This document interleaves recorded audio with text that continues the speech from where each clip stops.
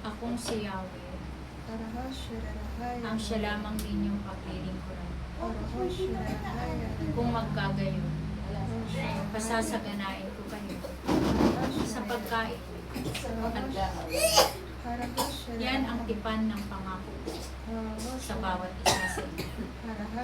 Nawa kayong lahat na narito ay patuloy na magmahalan, magpatawaran, at magkaisa kayo upang ang gawain ng Diyos ay patuloy na ito ay inyong maganap sa inyong mga buhay.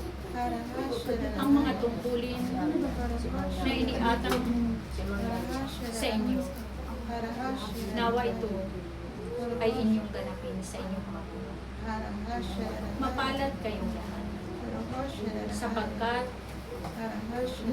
ang kapangyarihan na ito ay ipinaunawa ko sa bawat isa sa inyo. Nawa ang mga kapangyarihan na ipinagkaloob ko sa bawat isa sa inyo, nawa ito ay patuloy na gawin ninyo ng mabuti. Kaya kayo na aking mga anak,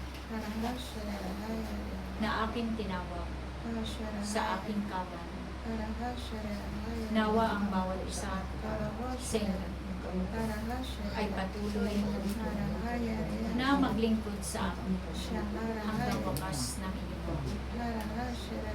Sapagkat ang bawat naglilingkod sa akin ay aking pagpapalain. Patuloy kong binibiyayaan kayo ng kalakasan ng inyong mga pangangatawan, kagalingan sa inyong mga karamdaman, at patuloy na ipinagkakaloob ko sa inyo ang kasaganaan sa inyong mga buhay. Kaya kayo patuloy na buksan ninyo ang inyong mga puso upang maunawaan ninyo ang mga aral at turo, ang biwagang ito na nagaganap sa inyong komunidad. Sapagkat kung sarado ang inyong mga puso at isipan, tunay nga na hindi ninyo mauunawaan ang biwagang ito at ang mga aral at turo na iniahayag ko sa bawat isa sa inyo. Kaya aking mga anak, nawa magpatuloy kayo, umasa sa akin, patuloy na maging tapat kayo sa inyong paglilingkod.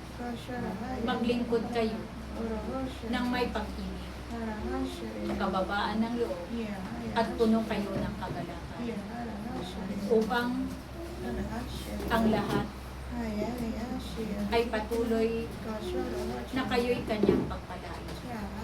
Kaya aking mga anak na naririnig, nawa sa inyong pagsunod sa akin ay lakipan ninyo ng pag-ibig. Sapagkat kung sa inyong pagsunod ay wala kayong pag-ibig, tunay na hindi kayo makakasunod sa aking kalooban. Sapagkat dito sa aking kawan, kayo ay pinagkalooban ko ng pag-ibig. Nananahan ang aking pangalan sa inyong mga puso. Kaya nawa ang bawat isa na aking hinirang sa kawan na ito ay palaging puno ng pag-ibig. Sapagkat pinanananahan ko ang inyong mga puso. Kaya aking mga anak, tandaan ninyo, magkaisa kayo at magpatawaran. Sapagkat nais ko sa aking mga hinirang at tinawag sa kawan na ito, kayong lahat ay makasunod sa aking kalooban. Kaya tandaan ninyo, aking mga anak, nawa ang bawat isa na narito, nawa'y patuloy na taglayin ninyo ang mga kaloob ko Amen. Sumampalataya kayo sa akin. Sumampalataya kayo nang may gawa. Sapagkat sa inyong pananampalataya nang walang gawa, tunay